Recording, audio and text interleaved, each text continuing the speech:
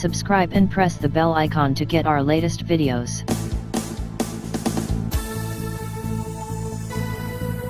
तो हेलो दोस्तों, आज आपका स्वागत है मेरे YouTube के चैनल में। दोस्तों आज की इस वीडियो में हम लोग ग्रेविटेशन पढ़ने वाले हैं। ग्रेविटेशन जो 10th का चैप्टर है, ये आपको 12th में भी हेल्प करेगा और 11th 12th में और CBSE पैटर्न में तो रहता ही है, और दूसरे बॉडी की बात करूं वहां भी ये चैप्टर रहते ही रहते हैं। अब ग्रेविटेशन चैप्टर हम लोग चालू कर रहे हैं दोस्तों। इस वीडियो के अंदर मैं दोनों मीडियम को लेके चलूंगा। दूसरी मीडियम कौन सी? एक तो इंग्लिश में मैं चैप्टर लेके चलूंगा, दूसरा एक उर्दू मीडियम वालों के लिए लेके चलूंगा, क्योंकि उर्दू वाले को ज्यादातर लेक्चर मिलते नहीं। तो जो भी टॉपिक रहेगा उसका उर्दू में मैं नाम लेके उसको कंटिन्यू करूंगा।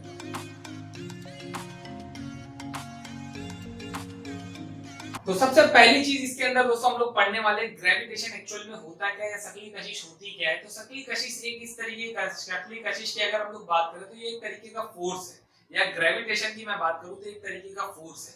अब इसका इन्वेंशन दोस्तों एक्चुअली में न्यूटन सर ने नहीं किया था, इससे बहुत पहले से इसका इन्वेंशन चल रहा था। मतलब इसके बारे में स्टडी चल रही थी कि भाई कोई भी चीज अगर ऊपर से गिराई जाती है तो नीचे की तरफ ही क्यों आती है। इसके बारे में बहुत पहले से खोज चल रही थी, भाई वो नीचे की तरफ क्यों आती है। फिर न्यूटन सर ने वो कंक्लूजन, आपने वो स्टोरी न्यूटन सर की सुनी होगी, एप्पल वाली कहानी, वो झाड़ के नीचे बैठे हुए थे, फिर एप्पल ऊपर से नीचे गिरा।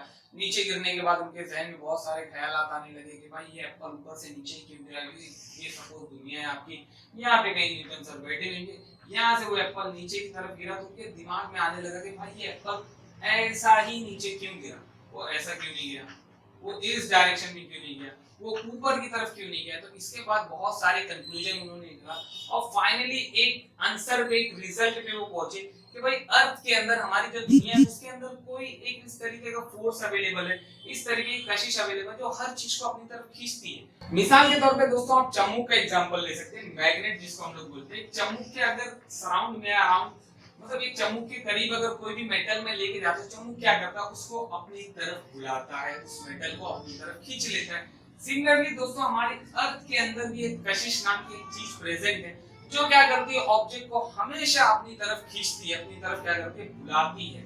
इसीलिए दोस्तों जब भी कोई ऑब्जेक्ट आप ऊपर से कहीं से भी, अर्थ के करीब से कहीं से भी गिराते हैं तो वो हमेशा कहां पे आता है, अर्थ के करीब आता है। तो न्यूटन सर इस कंक्लूजन में आए कि भाई अर्थ के सेंटर में, अर्थ के बिल्कुल दरमियान में एक इस तरीके की कशिश, एक इस तरीके का फोर्स अवेलेबल है जो चीजों को अपनी तरफ खींचता है, अपनी तरफ बुलाता है। और उसके बाद दोस्तों उन्होंने बहुत सारी स्टडी की और ग्रेविटी के बारे में बहुत सारे इन्वेंशन आगे आए, बहुत सारे फॉर्मूले आए जो हम लोग इस चैप्टर के अंदर पढ़ेंगे। हो गया ग्रेविटी का आपको कांसेप्ट समझ में आ गया, भाई किसने इन्वेंट किया, क्या वजह थी, क्या रीजन थे, ये कांसेप्ट हम लोग ने क्लियर। अब दोस्तों नेक्स्ट हम लोग टॉपिक पढ़ने वाले फोर्स। मतलब आपका पहले मैंने आपको बता दिया भाई ग्रेविटेशन के अंदर ही न्यूटन सर ने बोला कि भाई अर्थ के अंदर एक फोर्स नाम की चीज है जो हर ऑब्जेक्ट को अपनी तरफ खींचती है। अब हम लोग पढ़ेंगे फोर्स। तो फोर्स एक्चुअली में, फोर्स का फार्मूला सबको पता है, N × A मतलब मास होता है फोर्स का फार्मूला। तो फोर्स के फार्मूले के अंदर यहाँ पे अगर हम लोग देखें कि भाई एक्सीलरेशन हो रहा है और मास, मतलब कोई भी ऑब्जेक्ट मास वाली चीज है उसको अगर हम लोग एक्सीलरेट कर रहे हैं। अब इसका अगर उर्दू में नाम मैं बोलूं, फोर्स का मतलब होता है भाई कुव्वत, मास का मतलब होता है कमियत, एक्सीलरेशन का मतलब होता है असरा। मतलब कोई भी बॉडी, कोई ऐसी मास वाली बॉडी, उसको अगर आप एक्सीलरेट कर रहे हो, उसकी पोजीशन चेंज कर रहे हो, उसके अंदर वेलोसिटी में चेंज ला रहे हो, उसी को हम लोग फोर्स बोलेंगे। एक नॉर्मल अगर फोर्स का डेफिनेशन की बात करें तो कोई भी ऑब्जेक्ट, उसके ऊपर अगर आप पुश कर रहे हो या उसको पुल कर रहे हो, उसको ढकेल रहे हो या उसको खींच रहे हो, तो आप क्या लगा रहे हो, एक्चुअल में एक तरीके का फोर्स उसके ऊपर लगा रहे हो। अब फोर्स जब भी लगता है दोस्तों, जब भी कोई ऑब्जेक्ट ऊपर, अगर हम लोग ये बॉडी है, इसके ऊपर मैं फोर्स लगा रहा हूं, तो ये क्या करेगा, फोर्स लगने की वजह से अपनी पोजीशन चेंज करेगा। मतलब इसके अंदर क्या आएगी, इस बॉडी के अंदर हरकत आएगी, भाई ये मोशन करेगा। ये यहाँ पे इसकी पोजीशन थी ए पे, अब उसकी पोजीशन कहां पे चली गई, बी पे चली गई। तो इसी को हम लोग बोलते हैं हरकत या मोशन बोलेंगे। तो यहाँ पे एक चीज क्लियर कर लो कि भाई जब भी फोर्स हम लोग लगाते हैं, जरूरी नहीं है कि मोशन होगा। जाहिर सी बात है, ये बोर्ड है, ये बोर्ड के ऊपर अगर मैं फोर्स लगा रहा हूं तो क्या बोर्ड अपनी पोजीशन चेंज कर रहा है, क्या बोर्ड अपनी जगह से हिल रहा है, नहीं। तो फोर्स लगाने की वजह से कंपलसरी नहीं है कि मोशन होगा या हरकत होगी। लेकिन जब भी कोई बॉडी हरकत करेगी, जब भी कोई बॉडी एक जगह से दूसरी जगह जाएगी, तो वहां पे दोस्तों कंपलसरी फोर्स एग्जिस्ट करेगा। क्लियर? कि जब भी कोई बॉडी एक जगह से दूसरी जगह अगर मोशन करती है तो वहां पे हमेशा फोर्स का रहना जरूरी है, फोर्स या कुव्वत वहां पे हमेशा रहेगी। तो फोर्स आपने समझ लिया, फिर हरकत आपने समझ लिया, हो गया, क्लियर हो गया। अब यही हरकत जो होती है, ये जो मोशन होता है, बॉडी अगर सीधी सीधी मूव हो रही है, मतलब एक सीधे लीनियर, एक सीधे डायरेक्शन में मूव हो रही है, उसको हम लोग बोलेंगे खत्ती हरकत, मतलब सीधी सीधी जा रही है, लीनियर मोशन इंग्लिश में बोल देंगे। अब वही अगर इस बॉडी के ऊपर आप एक बॉडी के ऊपर फोर्स लगा रहे हो भाई, और फोर्स लगाने के बाद वो बॉडी अगर सर्कल में घूम रही है, अगर वो एक दायरे के अंदर घूम रही है, उसको ही हम लोग क्या बोलेंगे, इंग्लिश में बोलेंगे सर्कुलर मोशन, उर्दू में उसको बोलते हैं दायरवी हरकत। मतलब एक बॉडी है, एक बॉडी के ऊपर अगर हम लोग ने फोर्स लगाया, फोर्स लगाने के बाद वो बॉडी का जो हरकत थी, वो बॉडी जो रास्ता तय कर रही, तो बॉडी जो रास्ते में घूम रही थी, वो रास्ता अगर सर्कल वाला रास्ता होगा तो उसको ही दोस्तों हम लोग क्या बोलते हैं, सर्कुलर मोशन बोलते हैं। क्लियर भाई, हम लोग ने सर्कुलर मोशन भी पढ़ लिया, हम लोग ने फोर्स भी पढ़ लिया। अब सर्कुलर मोशन के साथ ही एक कॉन्सेप्ट आपकी बुक में दिया है भाई, सेंट्रीपिटल फोर्स दिया है। अब सेंट्रीपिटल फोर्स क्या होता है? तो सेंट्रीपिटल फोर्स की अगर हम लोग बात करें तो सेंट्रीपिटल फोर्स दोस्तों एक तरीके का, जो अभी मैंने आपको बताया कि भाई बॉडी अगर सर्कल में घूम रही है तो उसके ऊपर फोर्स होना जरूरी है, उसी फोर्स को एक नाम दिया जाता है कि भाई अगर एक बॉडी सर्कल में घूम रही है, वहां पे जो फोर्स एग्जिस्ट करेगा, वहां पे जो फोर्स होगा, उस फोर्स को हम लोग क्या बोलते हैं, सेंट्रीपिटल फोर्स, या उसको उर्दू में बात करें तो मरकजे जो कुव्वत। मतलब एक बॉडी अगर आप उसके ऊपर, एक बॉडी पर फोर्स लगा रहे तो फोर्स लगने के बाद वो बॉडी गोल गोल घूम रही थी, तो जो फोर्स आप लगा रहे तो उस फोर्स को नाम क्या दे दिया जाता है, सेंट्रीपिटल फोर्स। मतलब उसका नाम दे दिया जाता है भाई, उसको नाम सेंट्रीपिटल फोर्स दे दिया जाता है। अब सेंट्रीपिटल फोर्स के बारे में बहुत सारी चीजें हैं भाई। सेंट्रीपिटल फोर्स का हमेशा डायरेक्शन कहां होता है, टुवर्ड द सेंटर, मरकज की जानिब होता है, उसका डायरेक्शन हमेशा कहां पे होता है, सेंटर की तरफ रहेगा। नेक्स्ट आपके बुक में बहुत सारे इस तरीके के क्वेश्चन दिए हुए कि भाई यहाँ पे अगर सर्कुलर मोशन एक बॉडी घूमती है, जैसे कि एक मिसाल के तौर पे आपकी बुक में एक एग्जांपल दिया हुआ, एक पत्थर आपने बांधा, एक पत्थर को रस्सी से बांध दिया, और पत्थर को जब हम लोग गोल गोल घुमाते हैं, तो उस पत्थर को रस्सी से जब हम लोग गोल गोल घुमाते हैं तो वहां पे एक फोर्स हम लोग लगाते हैं, उस फोर्स को हम लोग क्या बोलते हैं, सेंट्रीपिटल फोर्स बोलते हैं। उस फोर्स का डायरेक्शन कहाँ होता है, हमेशा सेंटर की तरफ होगा। जैसे कि ये पत्थर अगर मैं गोल गोल घुमाता हूँ, तो गोल गोल घुमाने की वजह से उस पत्थर को हमेशा, उसके ऊपर जो फोर्स मैं लगा रहा हूँ वो हमेशा मैं अपनी तरफ खींचता हूँ, पत्थर को हमेशा मैं अपनी तरफ खींचने की कोशिश करता हूँ, जिसकी वजह से क्या होता है, जब पत्थर को मैं अपनी तरफ खींचने की कोशिश करता हूँ, इसीलिए हम लोग बोलते हैं कि भाई सेंट्रीपिटल फोर्स का हमेशा डायरेक्शन कहाँ होता है, टुवर्ड द सेंटर, हमेशा उसका डायरेक्शन होता है टुवर्ड द सेंटर। अब आप बोलेंगे भाई उसका डायरेक्शन तो सेंटर की तरफ है, तो वो क्यों सेंटर की तरफ नहीं आ रहा है? अगर डायरेक्शन फोर्स का आप सेंटर की तरफ खींच रहे हो तो सेंटर की तरफ आ क्यों नहीं रहे? तो यहाँ पे एक सिंपल सा एग्जांपल मैं आपको यहीं पे दे देता हूँ कि भाई जब इस पत्थर को हम लोग सेंटर की तरफ खींचते हैं तो यहाँ पे पत्थर हमेशा बाहर जाने की कोशिश करता है। कहाँ जाने की कोशिश करे पत्थर? हमेशा कोशिश पत्थर की ये रहेगी कि भाई मैं बाहर की तरफ चले जाऊँ। तो यहाँ पे एक फोर्स और लाई करता है जिसको हम लोग बोलते हैं टेंजेंशियल फोर्स। क्या बोलते हैं? Tangential force. ये भाई टेंजेंशियल फोर्स, जिसको उर्दू में हम लोग बोलेंगे ममासी फोर्स। तो टेंजेंशियल फोर्स और यहाँ पे सेंट्रीपिटल फोर्स, ये दोनों फोर्स जब तक एक दूसरे को बैलेंस करते रहेंगे, ये दोनों फोर्स जब तक एक दूसरे को बैलेंस करते रहेंगे तब तक ये सर्कुलर मोशन होता रहेगा। जैसे ही ये दोनों फोर्स एक दूसरे को अनबैलेंस कर दिए, एक दूसरे को मतलब एक फोर्स ज्यादा हो गया, एक फोर्स कम हो गया, तो उसी वक्त क्या हो जाएगा, अगर यहाँ पे जैसे जाहिर मिसाल के तौर पे पत्थर में घुमा रहा था, पत्थर अगर मैं ये रस्सी अपने हाथ से छोड़ देता हूँ तो क्या होगा? तो भाई यही चीज होगी, पत्थर कहीं दूर जाके गिरेगा। अब वो पत्थर दूर कौन सा रास्ता तय करता हुआ जाएगा? वो एक टेंजेंशियल रास्ता, क्योंकि पत्थर हमेशा टेंजेंशियल रास्ता तय करता हुआ बाहर जाने की कोशिश करता है। हमेशा भाई उसकी मर्जी होती है कि मैं बाहर चले जाऊं टेंजेंशियल रास्ते से, लेकिन सेंट्रीपिटल फोर्स उसको उसी वक्त अंदर की तरफ खींच लेता है। फिर अगले स्टेप में फिर बाहर जाने की कोशिश करता है, सेंट्रीपिटल फोर्स फिर उसको अंदर की तरफ खींच लेता है। लेकिन जैसे ही सेंट्रीपिटल फोर्स आपने लगाना छोड़ दिया, पत्थर से रस्सी छोड़ दी, उसके पास एक ही फोर्स बचता है जिसको हम लोग बोलते हैं टेंजेंशियल फोर्स। उसकी वजह से वो पत्थर हमेशा कहां जाने की कोशिश करेगा? बाहर जाएगा, और टेंजेंशियल रास्ता तय करता वो कहीं दूर जाके गिर जाएगा। अब यहाँ पे आपने समझ लिया कि भाई पत्थर बाहर क्यों नहीं जा रहा था, वहां पे दो फोर्स एग्जिस्ट कर रहे थे, एक सेंट्रीपिटल फोर्स जो उसको अंदर की तरफ खींच रहा था, एक टेंजेंशियल फोर्स जो हमेशा बाहर की तरफ जाने की कोशिश कर रहा था। ये दोनों फोर्स जब तक एक दूसरे को बैलेंस करते रहेंगे तब तक यहाँ पे बॉडी सर्कल में गोल गोल घूमती रहेगी। क्लियर? फिर दोस्तों आपकी बुक के अंदर एक क्वेश्चन नीचे दिया हुआ है कि भाई हमारा जो चांद है, क्या चांद के ऊपर भी एक फोर्स एग्जिस्ट करता है? जो चांद हमारी अर्थ का, चांद का एक नेचुरल सैटेलाइट है, तो चांद हमारे अर्थ को, ये सपोज हमारी अर्थ है, यहाँ पे चांद है, तो ये चांद हमारी अर्थ को इस तरीके से गोल गोल घूमता है, तो क्या चांद के ऊपर भी एक फोर्स एक्ट करता है? हाँ भाई, चांद के ऊपर भी एक फोर्स एक्ट करता है। उसी फोर्स की वजह से वो सर्कल में घूमता है। उस फोर्स का नाम क्या है भाई? उस फोर्स को हम लोग बोलते हैं सेंट्रीपिटल फोर्स बोलते हैं। अब इसके अंदर पूछेगा भाई उस फोर्स का डायरेक्शन क्या है? उस फोर्स का डायरेक्शन क्या है? टुवर्ड द सेंटर है, सेंटर की तरफ ही उसका डायरेक्शन है। तो इस तरीके के बहुत सारे क्वेश्चन आगे और आएंगे, तो वो मैं आपको डिटेलिंग में बताते चलूंगा। हो गया क्लियर कि भाई ये सारी चीजें हम लोग ने कर लिया।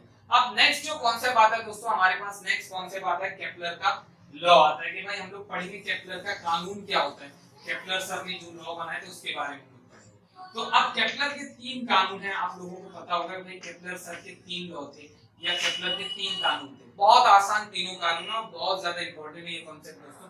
तो दोस्तों अब केपलर सर का 3 कानून थे, बहुत आसान बहुत सिंपल कानून। हम लोग नेक्स्ट टॉपिक यही पढ़ने वाले हैं, केपलर सर के 3 कानून। पहला जो उनका कानून या पहला उनका जो लॉ था वो ये लॉ था कि भाई हर बॉडी सन के अराउंड, सन मतलब सेंटर में रहेगा, और सन के अराउंड एक बॉडी हमेशा एक इलिप्टिकल पाथ तय करेगी। इलिप्टिकल पाथ मतलब एक अंडे वाला रास्ता तय करते हुए बॉडी एक सन के अराउंड एक अंडे वाला रास्ता तय करता हुआ गोल गोल घूमेगी। और उसको अगर उर्दू में मैं बोलूं अंडे वाले रास्ते को या इलिप्टिकल पाथ को, इंग्लिश या उर्दू में बोलते हैं उसको बेज़वी रास्ता तय करता हुआ हर सैयारा सन के अराउंड गोल गोल घूमेगा। और इसी के अंदर एक कॉन्सेप्ट दे दिया, हमेशा सन का एक फोकाई उसके ऊपर रहेगी। अब एक फोकाई रहने का मतलब क्या है? एक फोकाई रहने का मतलब यह है या सूरज की रोशनी हमेशा उसके ऊपर रहेगी, मतलब ये कि ये प्लेनेट के ऊपर कभी भी 24 घंटे में या साल भर कभी भी कोई भी वक्त की हम लोग बात करें तो हर वक्त हर सेकंड इस प्लेनेट पे सूरज की रोशनी रहेगी ही रहेगी। इसी को हम लोग बोलते हैं भाई प्लेनेट। जो इनका पहला कानून था कि भाई प्लेनेट एक इलिप्टिकल पाथ में घूमेगा सन के अराउंड में, हर प्लेनेट सन के अराउंड में एक इलिप्टिकल पाथ में घूमेगा, और उसके बाद भाई इसके जो प्लेनेट है गोल गोल घूमेगा और इसके ऊपर हमेशा सूरज की एक रोशनी एक किरण हमेशा उसके ऊपर रहेगी। ये उनका पहला कानून। अब दोस्तों उनका दूसरा कानून क्या था, हम लोग पढ़ेंगे दूसरा कानून। दूसरा कानून में था भाई इक्वल टाइम और इक्वल एरिया। इक्वल टाइम और equal area. Clear? Equal area मैं यहाँ पे बता देता हूँ भाई इक्वल टाइम और इक्वल एरिया का मतलब क्या है एक्चुअल में। तो उन्होंने बताया कि भाई हर प्लेनेट, जो भी ये प्लेनेट है वो सन के अराउंड तो घूमेगा, पहले लॉ में उन्होंने बता दिया था। अब यहाँ पे वो बोलते थे क्या क्या अब यहाँ पे केपलर सर का बोलना ऐसा था कि हर प्लेनेट इक्वल टाइम में इक्वल एरिया स्वाइप करेगा। मतलब सिंपल सी मिसाल ऐसी ले लो कि भाई अगर यहाँ से अगर 2 मिनट के अंदर मैं अगर 2 मिनट के अंदर 4 कदम चलता हूँ तो अगले 2 मिनट के अंदर भी मैं कितना कदम चलूंगा? 4 ही कदम चलूंगा, चाहे रास्ता कैसा भी हो, कुछ भी हो। तो यही इनका मानना था कि भाई हर प्लेनेट इक्वल टाइम में, हर इक्वल टाइम में कितना एरिया ट्रेवल करेगा? उतना ही एरिया ट्रेवल करेगा। सपोज ये प्लेनेट यहाँ पे अगर 2 मिनट के अंदर ये प्लेनेट अगर 10 किलोमीटर स्क्वायर का एरिया ट्रेवल करता है तो अगले 2 मिनट के अंदर फिर से वो कितना एरिया ट्रेवल करेगा? 10 किलोमीटर। 2 मिनट के अंदर फिर कितना एरिया ट्रेवल करेगा? 10 किलोमीटर पर स्क्वायर का मतलब इक्वल टाइम के अंदर इक्वल एरिया ट्रेवल करेगा। उर्दू में अगर बात करूं तो यकसा वक्त के अंदर और यकसा रकबा तय करेगा, मतलब इक्वल टाइम के अंदर वो इक्वल एरिया ट्रेवल करेगा प्लेनेट। हो गया, ये उनका दूसरा कानून था। दोस्तों ये जितनी भी चीजें केपलर सर ने बनाई थी ये पूरा उन्होंने जो प्लेनेट था उसके बारे में स्टडी करी, बहुत सारी स्टडी करी, उसके बाद ये कानून उन्होंने बनाया था। अब नेक्स्ट इनका तीसरा जो कानून था, तीसरा कानून इनका ये था, बहुत सिंपल सा कानून था।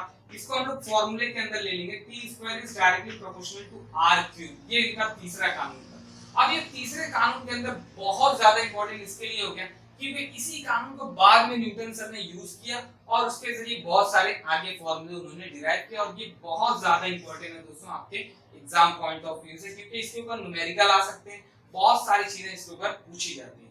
अब इसका मतलब क्या होता है? t square is directly proportional to r cube का मतलब क्या होता है? यहाँ पे मैं सिंपल सा आपको बता दूं कि यहाँ पे अगर हम लोग बात करें कि मेरे को दिया है t square is directly proportional to r cube, तो t का मतलब यहाँ पे होता है टाइम पीरियड, जिसको उर्दू में हम लोग बोलेंगे दरकार वक्त। तो टाइम पीरियड का square is directly proportional to r का मतलब होता है अगर जो भी प्लेनेट है उसके बीच का क्या होता है? रेडियस। तो यहाँ पे सपोज में यही जो सन वाला जो हमारा एग्जांपल था सन का, और यहाँ पे सपोज अपना प्लेनेट था, हो गया।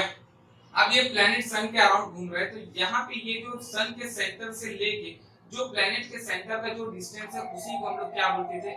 r बोलते हैं। उसी को हम लोग क्या बोलेंगे? r बोलेंगे, रेडियस बोल देंगे। अब उसके बाद यहाँ पे टी टाइम पीरियड का मतलब क्या होता है, अगर आपको नहीं पता वो टाइम पीरियड क्या होता है, मैं आपको बता देता हूँ। बहुत सिंपल सा कॉन्सेप्ट है टाइम पीरियड का।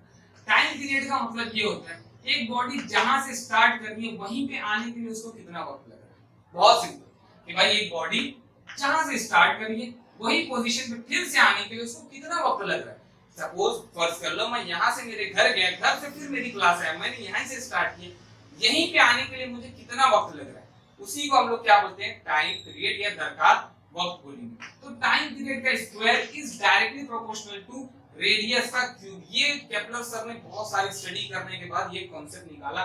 उन्होंने ये देखा कि भाई इस तरीके के कॉन्सेप्ट फॉलो हो रहे कि जितना टाइम पीरियड होता है उसका अगर स्क्वायर ले लिया जाए और अगर वैल्यू देखी जाए कि आर की जब वैल्यू देखी जाए तो उसका ही क्यूब होती है। मतलब अगर टी की जगह मैं 2 रखता हूँ, 2 का स्क्वायर कितना हो जाएगा, 4 हो जाएगा, और r की जगह 2 रखूंगा तो 8 हो जाएगा। मतलब यहाँ पे 2 आ जाएगा, 4 आ जाएगा और यहाँ पे 8। तो इस तरीके की उनको वैल्यू मिलती गई कि भाई टाइम पीरियड अगर 4 हो रहा है तो यहाँ पे उनके प्लैनेट के बीच का डिस्टेंस कितना हो रहा था, 8 हो रहा था। फिर टाइम पीरियड अगर 9 हो रहा है तो ये डिस्टेंस कितना हो रहा था, 27। तो ये सारे कंक्लूजन से उन्होंने ये कॉन्सेप्ट पे आए कि भाई टाइम पीरियड का square is directly proportional to क्या होता है, रेडियस के क्यूब के बराबर होता है। अब दोस्तों आज की इस वीडियो में बहुत थोड़ा सा कॉन्सेप्ट लेके चल रहा हूँ ग्रेविटेशन के ऊपर। कि ग्रेविटेशन के अंदर हम लोग ने पढ़ लिया कि भाई ग्रेविटेशन का हम लोग ने बेसिक कॉन्सेप्ट देख लिया, फिर फोर्स ऑफ मोशन के बारे में हम लोग पढ़ लिए, सर्कुलर मोशन हम लोग ने पढ़ लिया, केपलर के 3 कानून हम लोग देख लिए। अब इसके अंदर और बहुत सारी स्टडीज बची हुई, जैसे कि दोस्तों अभी न्यूटन सर के उस जमाने में न्यूटन सर के दिमाग में बहुत सारे कॉन्सेप्ट, बहुत सारे क्वेश्चन आए कि भाई एप्पल ही नीचे क्यों आया, क्यों नहीं अर्थ एप्पल की तरफ चली गई। तो इस तरीके के बहुत सारे क्वेश्चन है, बहुत सारी चीजें दोस्तों हम लोग नेक्स्ट वीडियो में कंटिन्यू करेंगे। थैंक यू दोस्तों।